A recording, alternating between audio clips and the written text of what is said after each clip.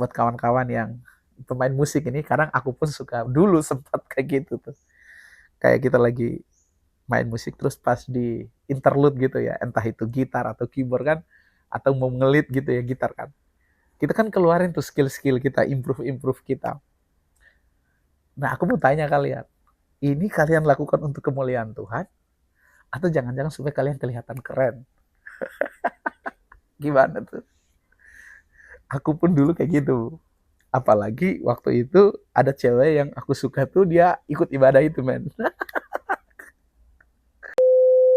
Dan kalian tahu setelah selesai ibadah, eh, sorenya kami, aku ajak dia makan lah gitu ya. Aku pengen cari tahu gimana waktu dia lihat aku main gitar.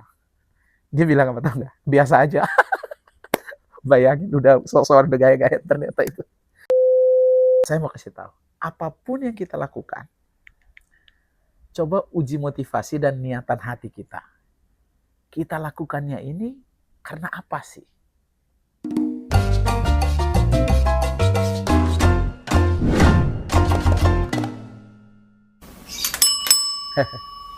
Oke, nanti habis ini saya telepon lah.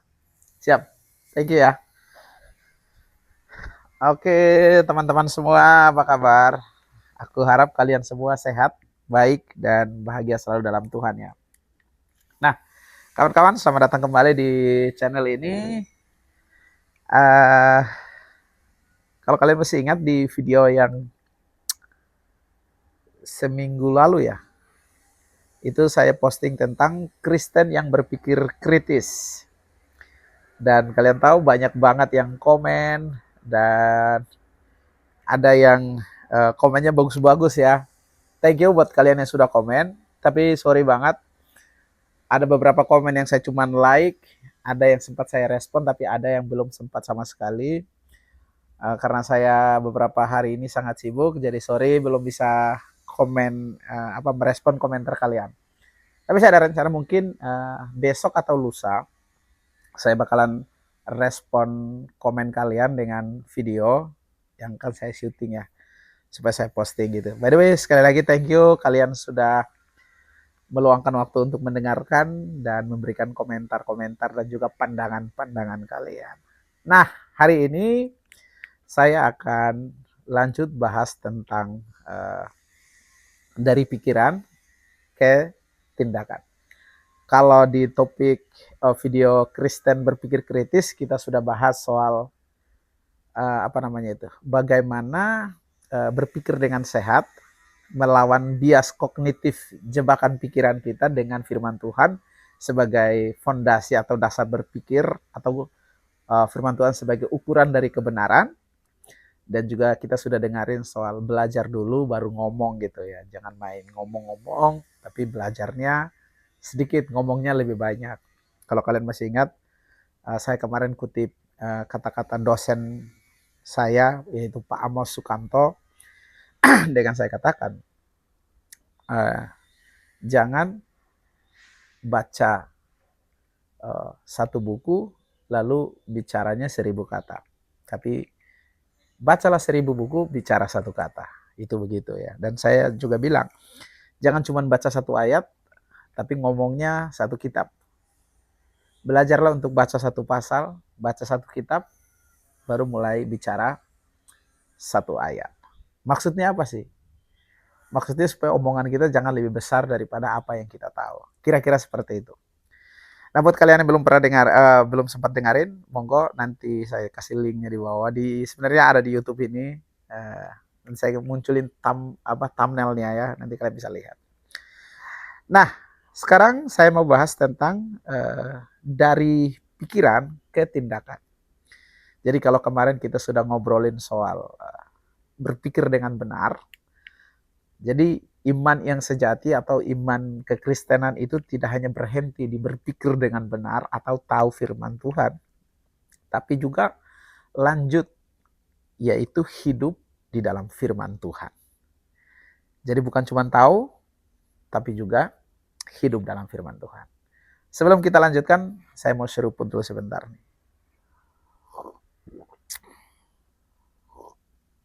Nah, ada 4 hal yang saya mau sharing bagaimana supaya menolong kita untuk tidak hanya tahu firman, tetapi juga benar-benar hidup di dalam firman Tuhan gitu ya. Yang pertama gini teman-teman, uji motivasi dan niatan hati. Maksudnya gini, kadang kita melakukan sesuatu hal, meskipun itu kelihatannya rohani ya, misalnya pelayanan, tolong orang, posting ayat di story WhatsApp, story IG, atau bikin postingan di Facebook. Itu kelihatannya rohani. Tapi kalau kita boleh jujur, kadang niatnya itu nggak selalu murni. Ada yang demi validasi, biar dibilang, wah dia itu rohani banget. Padahal Tuhan nggak cuma lihat apa yang kita lakukan, tetapi dia pengen tahu, kenapa kita melakukan itu. Saya ulang ya. Tuhan itu nggak cuman melihat apa yang kita lakukan, tapi dia lihat alasan di balik itu. Kenapa kamu melakukan? Kayak seperti saya bikin video ini. Tuhan bukan cuma lihat bagaimana cara saya melakukan ini, tapi dia lihat alasan di balik kenapa saya mau melakukan itu. Apakah supaya saya terkenal? Apakah supaya saya kelihatan pintar gitu? Nah, yang tahu itu cuman saya dan Tuhan gitu. Nah, saya bisa saja menipu teman-teman dengan kata-kata saya, tetapi saya nggak bisa menipu Tuhan karena Tuhan lihat kedalaman hati saya.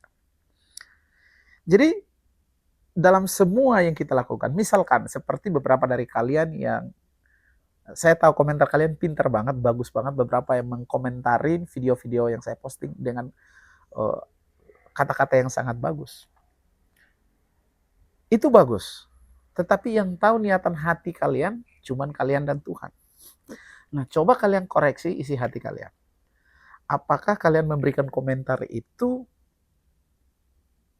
hanya untuk mencari validasi, supaya kelihatan keren, atau memang kalian melakukannya sebagai dengan tulus untuk mencerdaskan orang yang membaca komentar kalian, atau sebagai satu bentuk penyembahan kepada Tuhan gitu.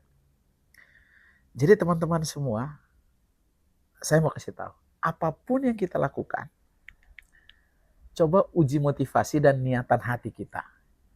Kita lakukannya ini karena apa sih? Ya, karena memang niatnya mau melayani, niatnya pengen mau mengedukasi orang, atau kita memberikan komentar ini supaya mencerdaskan orang, atau cuman kita hanya mau pengen menunjukkan kepada orang bahwa gua pintar nih gitu. 1 Samuel pasal 16 ayat 7 bilang, manusia itu melihat yang lahiriah atau yang muncul di mata, tapi Tuhan lihat hati. Kita bisa menutupi orang-orang dengan ayat-ayat firman Tuhan, tetapi kita nggak bisa membohongi Tuhan dengan hati nurani kita. Makanya saya senang banget teman-teman ya, Mazmur pasal 139 ayat 23 dan 24 itu, di situ kan Daud bilang, oh sorry guys, ada pesawat terbang di atas, kayaknya nggak kedengaran ya. Daud bilang, selidiki aku, kenalilah hatiku ya Tuhan. Teman-teman, jujur tuh biasa, aku pun berapa kali sering kayak gitu, aku bantuin orang, sebetulnya pengen supaya kelihatan aku baik di mata orang. Dan ketika aku sampai di firman Tuhan itu, sampai firman Tuhan ini, aku bilang, Tuhan Yesus ampuni saya. 2 hari lalu saya sedang siapkan materi ini. Waktu bahas sampai di sini teman-teman, aku benar-benar kayak, aduh Tuhan, niatan hatiku ini sebenarnya nggak tulus gitu ya. Nah jadi teman-teman di sini adalah mari periksa hati kita di dalam semua yang kita lakukan. Apapun yang kalian lakukan, entah itu kalian sebagai seorang pelayan Tuhan, ya, melayanilah bukan supaya dilihat orang, tapi melayanilah karena kamu melayani Tuhan gitu. Bantulah orang lain, bukan supaya kamu kelihatan baik, tapi bantulah karena memang Untuk itulah kamu diciptakan, untuk menolong orang lain, kayak gitu. Jadi beberapa hari lalu ada beberapa teman ngechat saya bilang, wah, abang baik banget ya. Dan saya kemudian saya bilang, jangan bilang aku baik, karena yang baik itu cuma Tuhan. Saya hanya meniru apa yang Tuhanku lakukan. Nanti saya munculin chatnya di bawah sini ya, kalian boleh baca gitu ya. Jadi teman-teman, menurut saya Daud tadi itu doanya itu berani banget ya. Dia minta Tuhan buat cek motivasi yang tersembunyi. Jadi kalau kita mau hidup dengan hikmat, kita harus mulai dari sini. Yaitu periksa niatan hati sebelum bertindak. Tanya pada diri sendiri, apakah aku lakukan ini untuk kemuliaan Tuhan atau cuma biar kelihatan keren? Ini satu lagi nih, buat kawan-kawan yang pemain musik ini, kadang aku pun suka, dulu sempat kayak gitu tuh. Kayak kita lagi main musik terus pas di interlude gitu ya, entah itu gitar atau keyboard kan, atau mau ngelit gitu ya gitar kan. Kita kan keluarin tuh skill-skill kita, improve kita. Nah aku mau tanya kalian, ini kalian lakukan untuk kemuliaan Tuhan, atau jangan-jangan supaya kalian kelihatan keren? Gimana tuh? Aku pun dulu kayak gitu. Apalagi waktu itu ada cewek yang aku suka tuh, dia ikut ibadah itu, men. Ya Tuhan. Jadi keluarin tuh gitu ya. Jadi seolah-olah jadi show gitu ya. Padahal aku lupa bahwa itu sedang dalam ibadah, dan yang dipuji, yang dimuliakan adalah Tuhan. Dan kalian tahu setelah selesai ibadah, eh, sorenya kami, aku ajak dia makan lah gitu ya. Aku pengen cari tahu gimana waktu dia lihat aku main gitar. Dia bilang apa tau nggak? Biasa aja. Bayangin udah sok-sokan udah gaya-gaya, ternyata itu.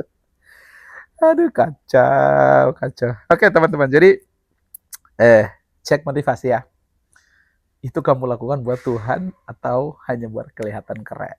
Nah yang kedua sekarang, gini, ambil keputusan dengan doa dan penundukan diri. Ini penting banget teman-teman. Kita ini ya, kita sering pengen Tuhan kasih jawaban yang instan. Kita selalu bilang, harusnya aku ambil kerja ini gak sih? Atau pacaran sama dia gak sih? Tapi gini, hikmat sejati itu bukan cuma tentang keputusan yang tepat, tapi keputusan yang ditundukkan pada kehendak Tuhan. Jadi bukan masalah aku mau ambil kerjaan ini apa enggak, aku mau pacaran dengan dia apa enggak, aku mau sekolah ke sini apa enggak. Tetapi lebih kepada ini kehendak Tuhan atau bukan. Gitu. Gini, Amsal 3 ayat 5 dan 6. Di situ dibilang, percayalah kepada Tuhan dengan segenap hatimu dan jangan bersandar pada pengertianmu sendiri. Akuilah dia dalam segala lakumu, maka ia akan meluruskan jalanmu. Itu kata Amsal gitu. Nah, sering kali kita ini malah kebalik, kawan-kawan. Kita bukan percaya pada Tuhan dengan segenap hati dan mengakui Tuhan lebih dahulu. Kita malah bersandar pada pengertian kita sendiri. Baru minta Tuhan memberkati keputusan kita. Padahal kan kuncinya di sini, penundukan diri sebelum melangkah. Artinya gini, cek dulu ini sesuai kehendak Tuhan apa enggak? Keputusan ini berdasarkan kehendak Tuhan apa enggak? Bukan kita udah jalan dulu, baru minta Tuhan menyetujui kehendak kita. Kan kalian masih ingat ya firman Tuhan bilang, kita ini boleh merencanakan, keputusan itu kan di tangan Tuhan gitu ya. Dan gini teman-teman, aku selalu percaya, sampai detik ini aku selalu percaya gini. Keputusan yang berdasarkan kehendak Tuhan pasti terlaksana gitu. Keputusan yang selalu berdasarkan maunya Tuhan, agendanya Tuhan, pasti terlaksana. Aduh, aku ini berapa kali temukan banyak orang curhat ya teman-teman. Mulai dari cinta beda agama, mulai dari pernikahan yang dipaksakan, mulai dari anak-anak yang pergi sekolah hanya karena keinginan orang tua, akhirnya gagal. Aku udah pusing banget dengerin itu. Dan biasanya itu mereka bilang, Pak Pendeta, kenapa kok Tuhan gak memberkati kami? Saya sebenarnya mau jawab, ya itulah kalian. Tapi saya kadang, aduh, pengen marah itu gitu ya kadang. Kenapa tidak mau tanya kehendak Tuhan dulu gitu ya. Melangkah dulu baru tidak berhasil, baru mulai cari kesalahan gitu ya. Menyalahkan sana, menyalahkan sini, cari pendeta dan segala macam. Jadi teman-teman, sederhananya gini ya, berdoalah, cek dengan firman Tuhan segala keputusan, apakah ini sesuai kehendak Tuhan. Nah mungkin kalian tanya, Pak Pendeta atau Bung Jack, bagaimana caranya aku tahu bahwa keputusanku ini sesuai kehendak Tuhan apa bukan? Ya, untuk tahunya harus cek lewat firman Tuhan. Makanya saya dorong kalian untuk selalu bacain firman Tuhan. Buat pendeta-pendeta muda, khotbahkanlah firman Tuhan. Jangan khotbahkan cerita-cerita kisah-kisah yang memang kelihatannya bagus memotivasi orang, tapi bukan firman Tuhan gitu. Firman Tuhan, supaya apa? Ketika kamu memutuskan sesuatu, kamu cek dengan firman Tuhan, betul apa enggak gitu. Dan selalu berdoa gitu, tanya Tuhan. Karena gini, doa itu bukan cuma minta Tuhan setuju sama rencana kita, tetapi minta Tuhan ubah hati kita biar sejalan sama rencananya Tuhan. Kadang hasilnya nggak sesuai ekspektasi kita, tetapi kalau itu datang dari Tuhan, itu selalu yang terbaik teman-teman. Jadi guys, sebelum aku lanjut ke poin ketiga nih, aku underline lagi. Hidup itu bukan hanya soal keputusan yang benar menurut versi kita, tetapi itu sesuai kehendak Tuhan apa tidak. Kalau itu memang benar sesuai hitung-hitungan akal kita, tetapi tidak sesuai kehendak Tuhan, mendingan stop, jangan melangkah. Daripada kamu tetap melangkah, tapi kamu kecewa. Gini, saya mau cerita. Waktu zaman COVID kemarin mungkin kalian tahu lah, banyak banget robot trading yang sangat terkenal. Beberapa dari teman-temanku, mereka orang jago banget secara hitung-hitungan ya, apa itu grafik trading itu ya, jago banget. Bukan orang-orang yang, mereka orang yang jago.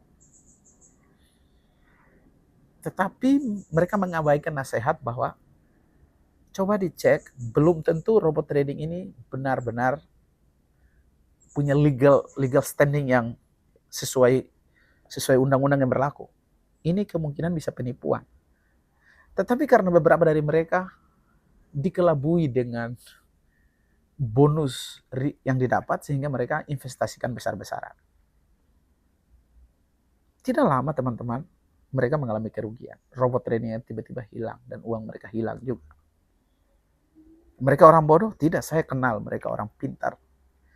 Tapi mereka kenapa mengalami itu? Menunjukkan bahwa semampu, sehebatnya kita membuat keputusan, ada saja celah, ada kelemahan-kelemahan.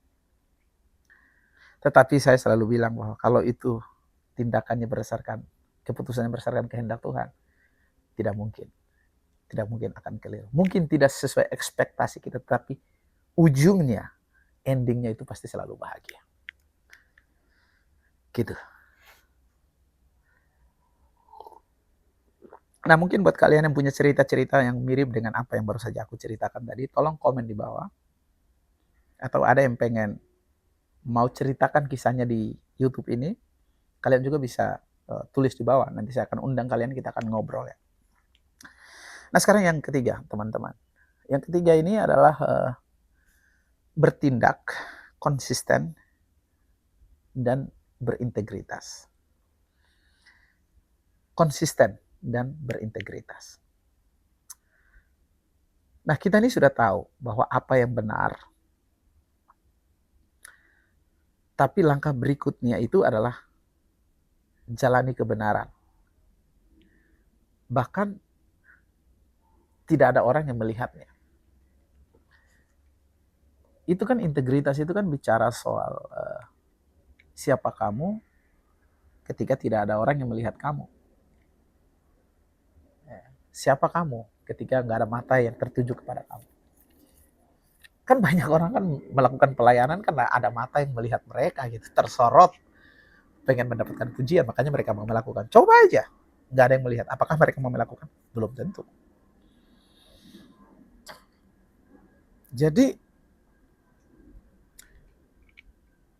sebagai anak Tuhan, mau itu dilihat orang, tidak dilihat orang, kita harus tetap konsisten di dalam melakukan kebenaran. Jalani apa yang benar.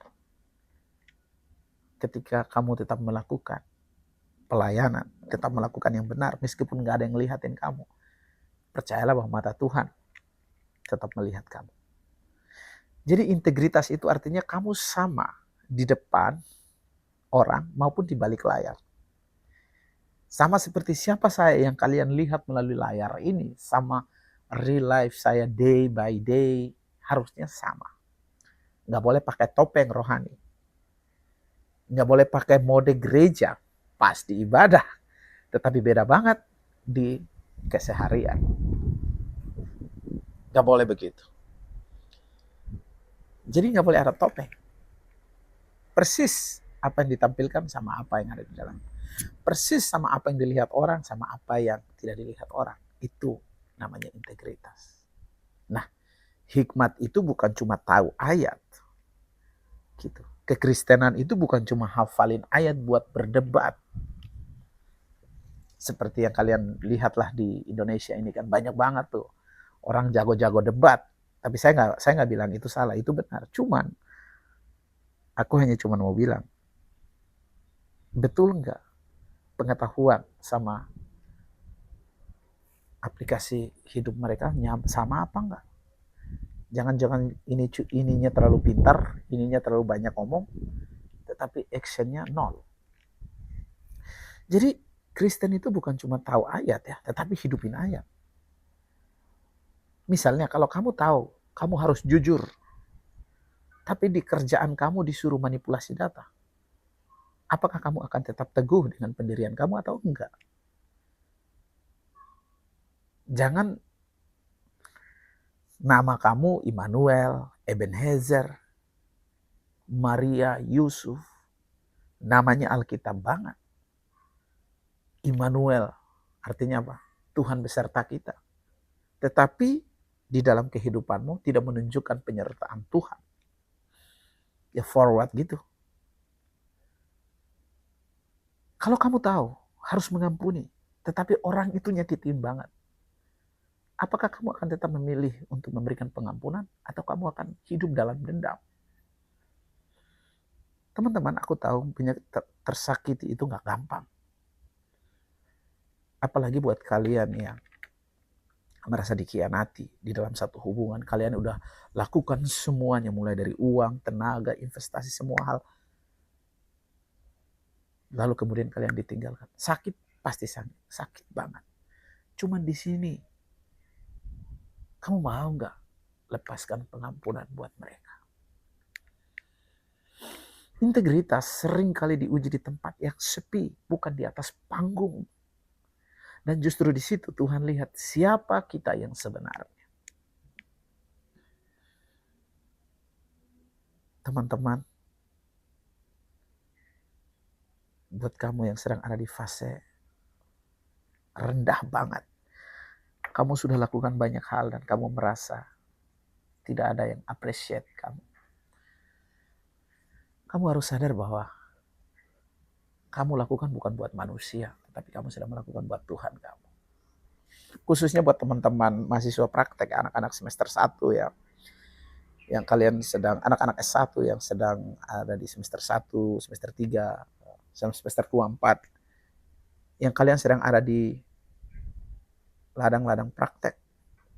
Aku mau bilang kalian,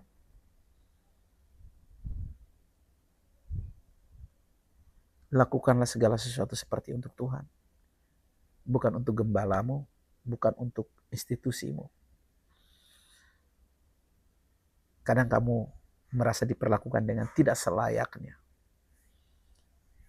Ya cuma saya mau bilang bahwa lihatlah bahwa kamu sedang melayani Tuhan. Mungkin bukan di panggung, mungkin bukan di mimbar untuk berkhotbah. Mungkin kamu hanya disuruh buat ngebersihin toilet, kamar mandi. Tapi please, lakukanlah itu seperti untuk Tuhan. Dan ini langkah yang banyak orang hindari, teman-teman. Gitu. Tetapi tetap lakukan. Dan orang gak suka dikoreksi ya, apalagi kalau yang ngomong itu lebih mudah atau menurut kita gak selevel. Itu lebih kemana ya? Itulah ego manusia gitu. Cuman gini, tapi hikmat Tuhan itu tumbuh lewat koreksi. Gitu. Amsal 27 ayat 17 bilang besi menajamkan besi, manusia menajamkan sesama. Kalau kamu pengen bertumbuh, kamu perlu orang yang berani ngomong jujur. Dan kamu juga perlu punya hati yang siap dengar, bukan cuma siap membela diri. Banyak organisasi gereja hancur tidak bertumbuh karena pemimpinnya hanya mau mendengarkan apa yang enak di telinga mereka. Mereka tidak suka dengan berita yang sarang yang kritik buat mereka. Padahal kalau kita boleh dengar dengan jujur, mungkin meskipun itu menyakiti, tetapi itu baik untuk melakukan evaluasi supaya lebih baik ke depan. Tahu nggak cara paling cepat menghancurkan pertumbuhan rohani adalah apa? Merasa aku udah cukup tahu. Sekali lagi, cara paling cepat menghancurkan sebuah gereja, sebuah komunitas rohani adalah merasa aku sudah cukup tahu. Tuhan pakai komunitas, pakai kritik, bahkan pakai kegagalan untuk membentuk kita. Jadi jangan alergi kalau dikoreksi. Itu cara Tuhan untuk mengasahmu menjadi lebih tajam dan lebih dewasa. Saya akan stop sampai di sini, teman-teman. Jadi mari kita lakukan 4 hal tadi ya. Uji motivasi, ambil keputusan dengan doa, jalani kebenaran, dan mau terus dikoreksi dan dibentuk. Tuhan memberkati kalian semua. Dan jangan lupa ya guys untuk komen, like, subscribe, dan juga share ke teman-teman kalian. Dan menurut kalian kira-kira 4 hal tadi mana yang paling relate buat kamu? Jangan lupa untuk tinggalkan komentar di bawah ini. Dan sekali lagi, sebelum kamu berkomentar, cek motivasimu. Apakah supaya kamu kelihatan pintar atau memang kamu memberikan motivasi, memberikan komentar karena kamu merasa itu perlu untuk membangun atau orang lain perlu melihat, membacanya. Dan saya terbuka banget untuk komentar-komentar dari kalian. Supaya demi kemajuan dan YouTube ini lebih bagus, berikanlah saran dan kritik. Tuhan Yesus memberkati kalian. Sampai jumpa di video-video berikutnya. God bless you guys.